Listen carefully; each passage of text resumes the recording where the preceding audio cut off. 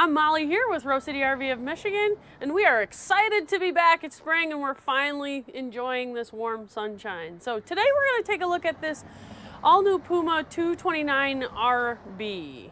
So is this the correct model for you, you may ask? Here are 5 key specifications to help you decide that. This model can sleep up to 3 people, has a weight of 5,794 pounds, has an overall length of 26 feet 4 inches, and a height of 11 feet 1 inch, and features 1 slide out. So let's take a look inside.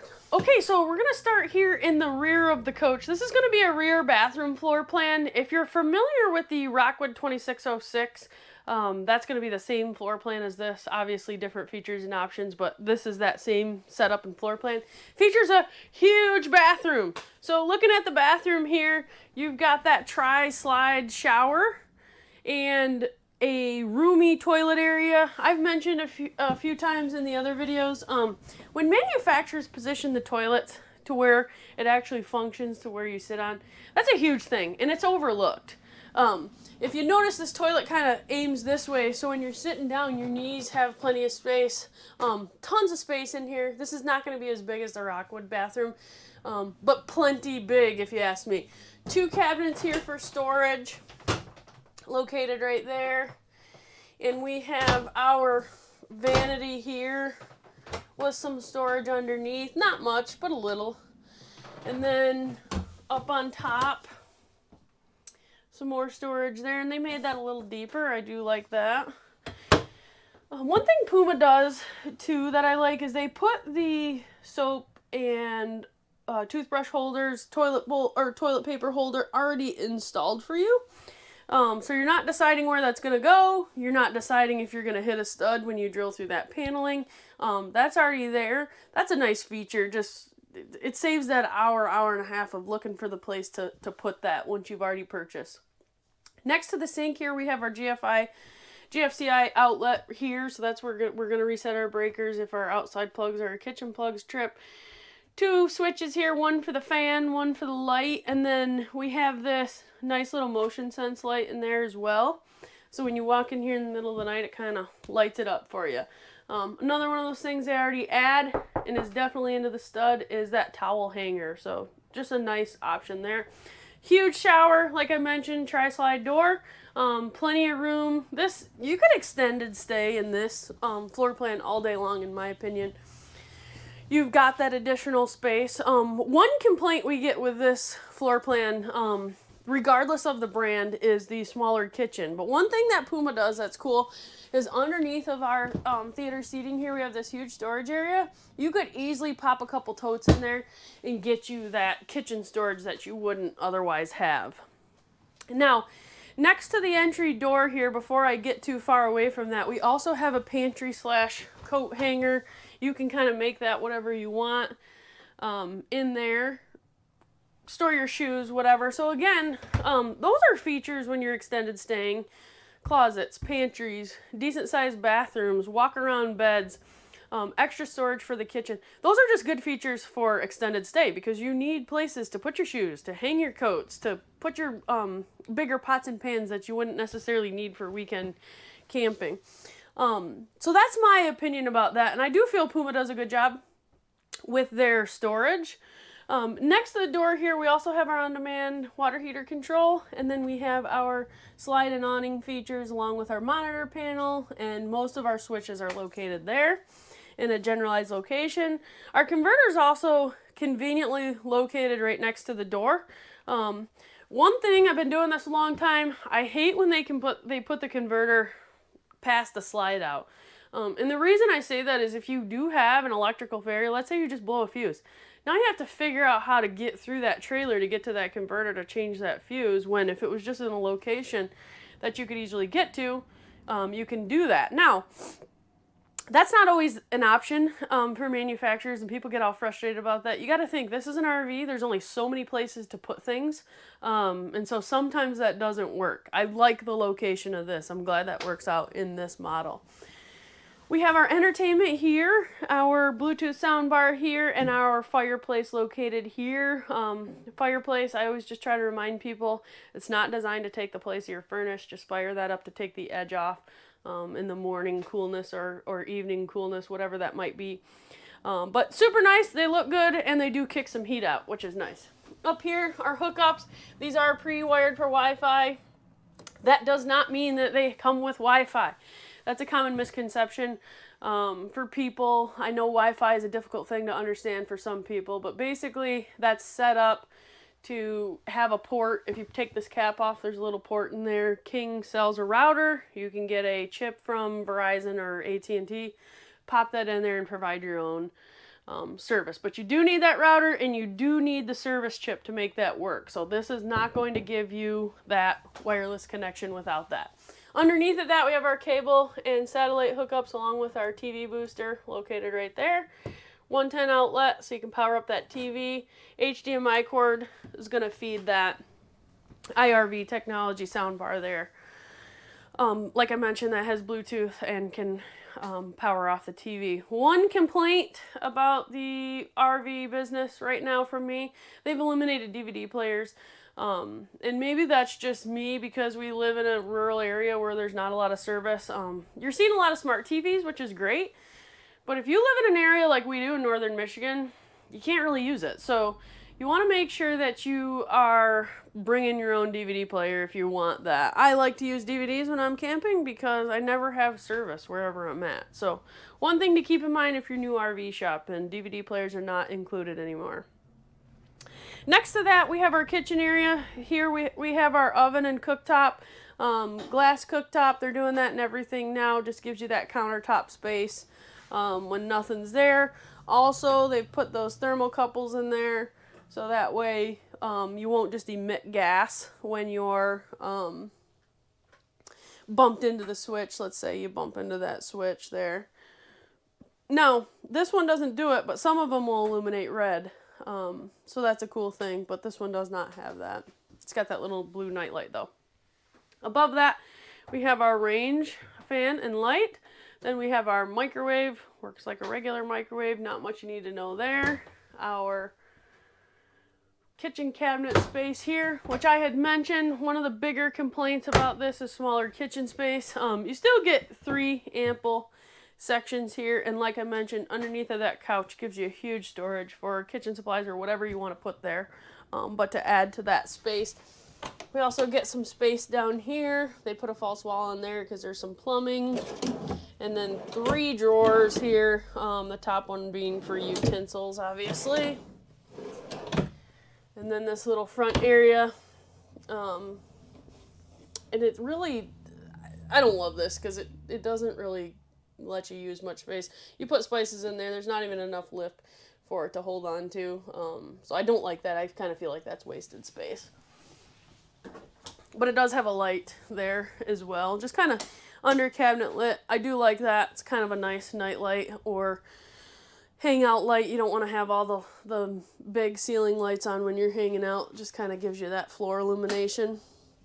We have our GE thermostat located here. So GE air conditioner on these. Those have been out a few years now. I've been generally overall happy with them.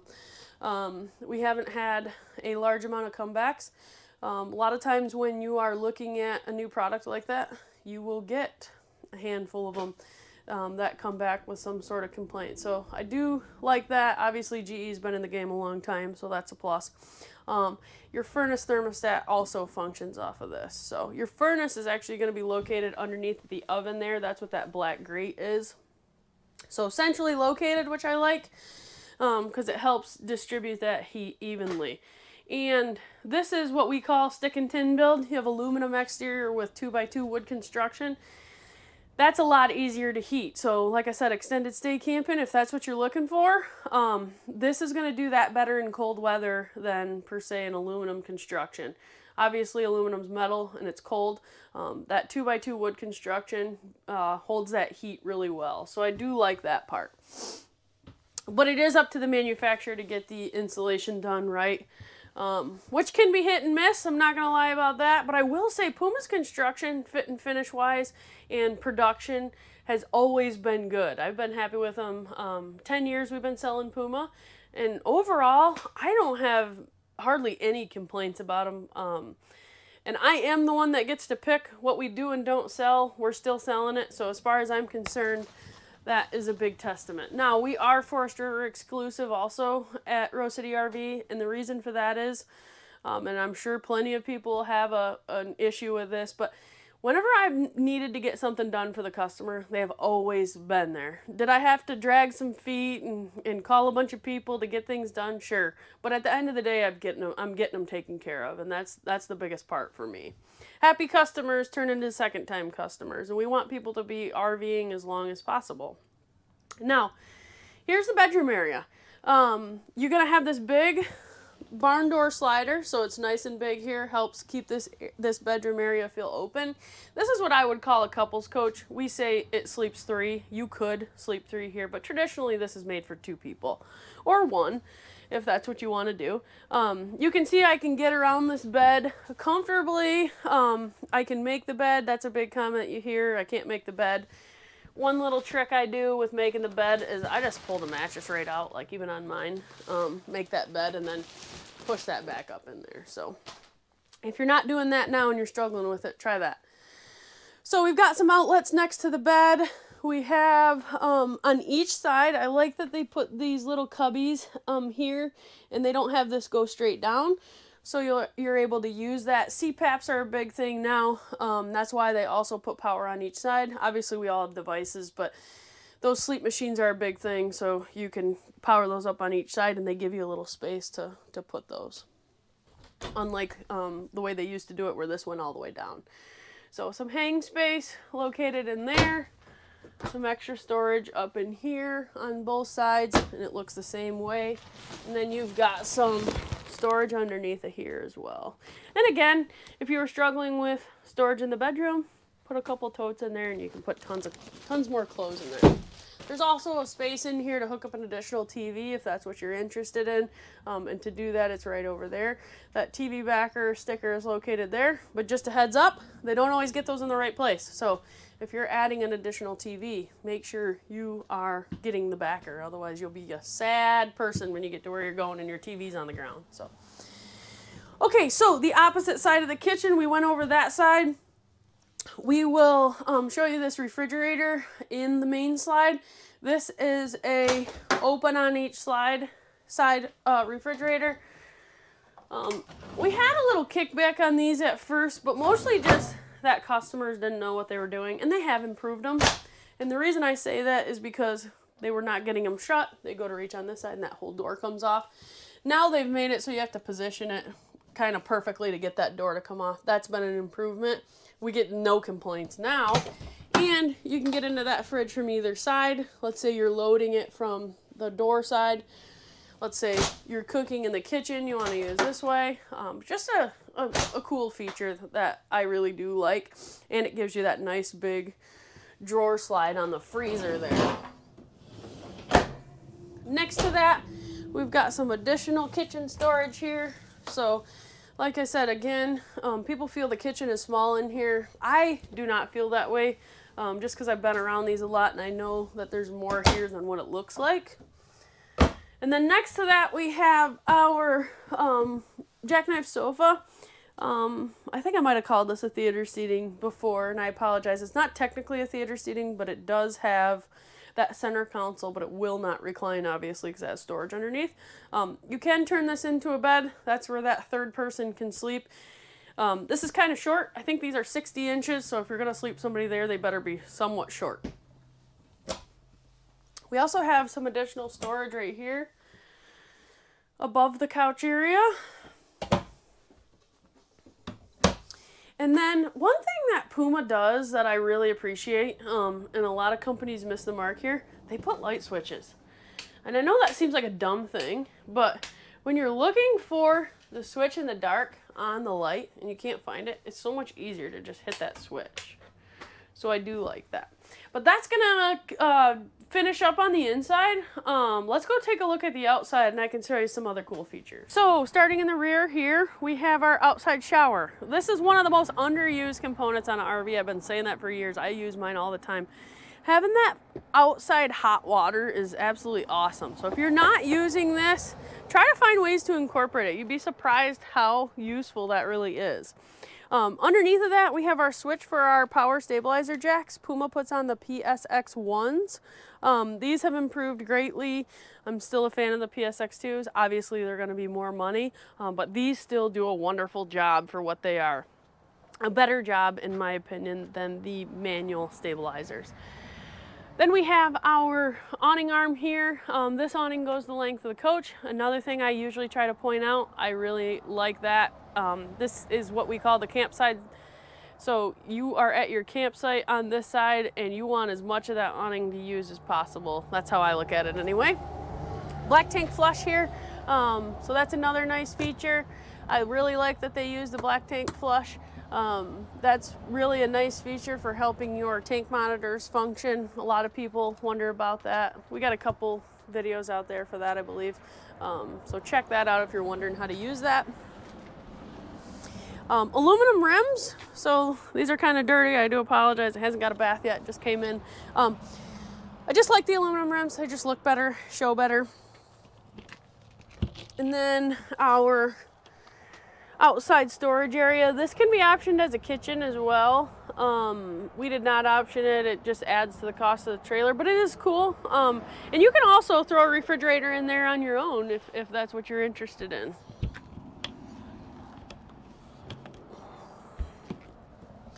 Now moving along here, we have our furnace exhaust. So our furnace exhaust is on the door side here. That I don't love, but we don't have a choice in this model because we can't move the furnace anywhere else. The reason I don't love that is because if you put something up underneath of this, turn your furnace on and you forget, it can easily catch on fire. So something to keep in mind there. Our freshwater connection, this is to fill your onboard tank. I don't love this feature. I'm a rustic camper. I like to be able to just free fill water in here. So if you camp at RV parks where there's water on your campsite all the time, it's not going to bother you. And even if you don't, there's a submersion pump that you can get to transfer this, or a transfer pump. We have created one and we have that video. If you're interested in that, check it out. I think those are handy to have around anyways, because you never know when you might need to move water from one thing to the other, but that'll allow you to put water in your RV if you don't have a hose connection. This is our on-demand hot water heater. This is going to give you all your hot water instantly at the tap. The big thing about these is user error. I'm not gonna lie, we have a lot of user error with these, and I don't think I have a video yet on the on-demand hot water heater function, but I'm gonna do that ASAP on what we tell our customers to do when you're using an on-demand, so you're not getting that intermittent water. So if that's something you're interested in, look out for that video. Also, 110 plug on this side so you can power up any additional appliances you want to outside. Another jack stabilizer switch located there. A large pass-through storage here that goes all the way to the other side with that 50 amp cord. Solar on the side feature here. So if you want to get a panel, a movable panel, set up at your campsite, let's say you're rustic camping, you need to keep your battery charged, you can move that around into the sun. Just make sure it has a voltage regulator, because that is not regulated voltage. We have 2 propane tanks here on the front, a power tongue jack. That's something some brands are cheaping up on these days, getting rid of their power tongue jacks. There's nothing wrong with buying an RV without a power tongue jack, but I do suggest adding it. That's the one thing you use every single time regardless. Off-door side here is going to be the other side of that pass-through that goes all the way through. And you can see in here our 2x2 wood construction I was referring to. That's what that is right there. Okay, so this has our sewer outlet connection. I would assume that this is just for the bathroom. Or no, this one would be just for the kitchen. I apologize. Middle of the coach here. So the kitchen and the bathroom are on their 2 separate gray tanks. It's another reason I like this rear bathroom setup, because they keep those separate gray tank spaces, what everybody runs out of. If you're not familiar with that, that's the wastewater from your shower and your sink. Now, this is a through frame slide mechanism. So if you look up underneath of here, that actually goes through the frame. That's my favorite type of slide, and just the reason for that is they've been out the longest. They're the easiest to adjust. We seem to have the least amount of trouble with them. So underneath it here, we have our sewer connections. This is our bathroom. So you're gonna have the toilet and the shower and the bathroom sink. That's where those will discharge, is back here. On the back of the coach, we have our power cord here, 50 amp cord. This is pre-wired for 2 air conditioners. In Michigan, not necessary. If you're in Texas or Florida, that might be something you want to consider. So you don't need 50 amp, but it is wired in case you want to. Our coax and cable connections are located right underneath it here. And then our city water connection is hooked up right here. So if you're at that campsite that offers water at the campsite, you're gonna hook right up to there, and it's gonna feed your faucets right from the water pressure of the park. We do advise, if you are doing that, get that water pressure regulator. That's definitely a good idea for that. Spare tire, we try to get spare tires with everything. Don't have an RV without a spare tire. It's just the bad news bears.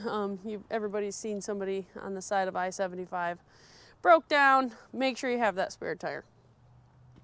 And then Puma still puts the traditional ladder on the back of these, so I do like that. I don't love this regular ladder anymore. Now that they've come up with the new style ladder that hits the ground and goes up at an angle there, that's a huge deal. And the reason for that is it's just safer, it's more comfortable, it extends past the coach. Still, this isn't bad if you need a pinch. I have no problem using these. I'm just giving my opinion for the customer. I climb these regularly, and so do all the guys here, so it's not an issue, but if you have that option for the extendable, it is nice for the consumer. So that's gonna do it for our 229RB. If you've got questions, feel free to reach out and let us know. It is now camping season in northern Michigan. We're excited.